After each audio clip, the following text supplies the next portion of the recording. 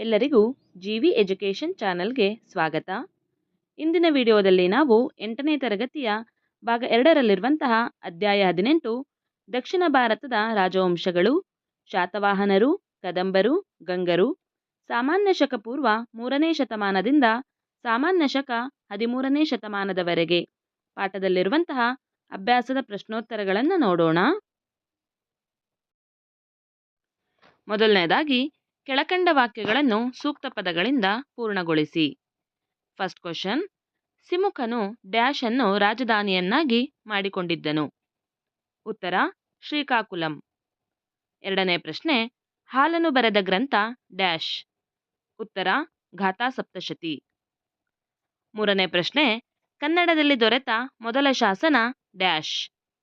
ಉತ್ತರ ಹಲ್ಮಿಡಿ ಶಾಸನ. Next one, ಕದಂಬರ ರಾಜಧಾನಿ ಬನವಾಸಿಯು ಈಗಿನ ಡ್ಯಾಶ್ ಜಿಲ್ಲೆಯಲ್ಲಿದೆ. ಉತ್ತರ ಉತ್ತರ ಕನ್ನಡ.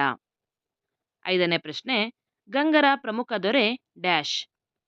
ಉತ್ತರ ದುರ್ವಿನೀತ.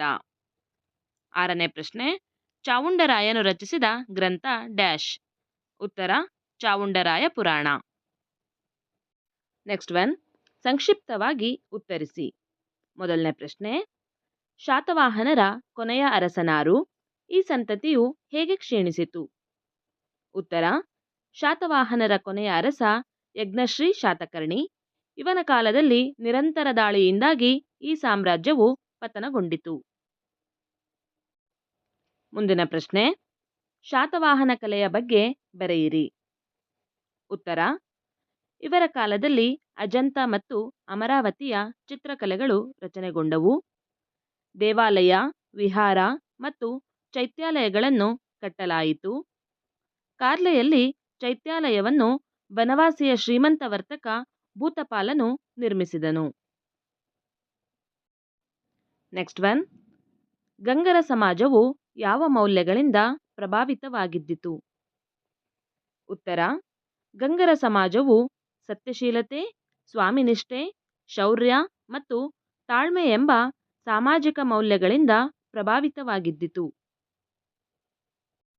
ಮುಂದಿನ ಪ್ರಶ್ನೆ, ಗಂಗರ ಕಾಲದ 4 ಗ್ರಂಥಗಳನ್ನು ಹೆಸರಿಸಿ.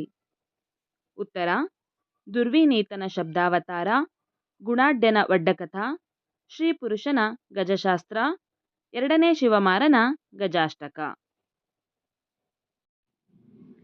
ಇದಿಷ್ಟು 8ನೇ ತರಗತಿಯ ಭಾಗ 2ರಲ್ಲಿರುವಂತಹ ಅಧ್ಯಾಯ 18 ದಕ್ಷಿಣ ಭಾರತದ ರಾಜವಂಶಗಳು, ಶಾತವಾಹನರು, ಕದಂಬರು, ಗಂಗರು ಪಾಠದಲ್ಲಿರುವಂತಹ ಅಭ್ಯಾಸದ ಪ್ರಶ್ನೋತ್ತರಗಳಾಗಿವೆ.